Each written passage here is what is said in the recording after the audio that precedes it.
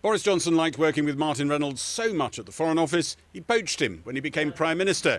And he was working alongside Boris Johnson in number 10 Downing Street throughout lockdown. Please join us from 6 p.m. and bring your own booze. Martin Reynolds was immortalised in the recent Channel 4 Partygate drama. The man who invited more than 100 people to a lockdown party in the Downing Street garden. Today, summoned to give evidence at the COVID inquiry, he was asked about that invitation. Do you accept that the sending of that email and the events which ensued were again deeply damaging to trust in the government and damaging to public compliance?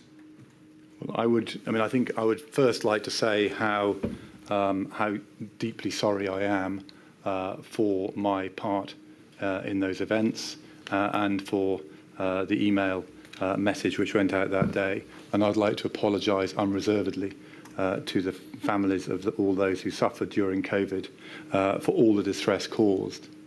In terms of the coverage of this event in the garden, it actually broke into the news about 15 months later. The news broke of these goings-on in Downing Street in December 2021, whilst we were still in the middle of the pandemic, were we not? Yes.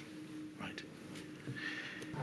Baroness Hallett's inquiry was promised full access to relevant messages and documents when Boris Johnson announced it. Free to scrutinise every document, to hear from all the key players. But the inquiry heard that just before the Prime Minister made that promise of access, his own private secretary suddenly put a long-running COVID WhatsApp group of top number 10 aides on a new setting, which would wipe out their messages. Why did you turn on the disappearing message function around the time that the Prime Minister announced a public inquiry into the COVID pandemic? I cannot. I can guess or I can speculate, but I cannot recall exactly why I did so. I don't believe it was intended to prevent the inquiry from having sight of this. It could, for example, have been because I was worried of someone screenshotting or using some of the exchanges and leaking them. These are your closest colleagues, and you had obviously been engaging with them in this WhatsApp group for many, many months. You just turned on the disappearing function.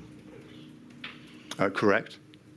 But I didn't. I think I see what you're pushing at, but I didn't put disappearing function on any of my other WhatsApps. Evidence the inquiry has seen painted a picture of a chaotic number 10 under Boris Johnson.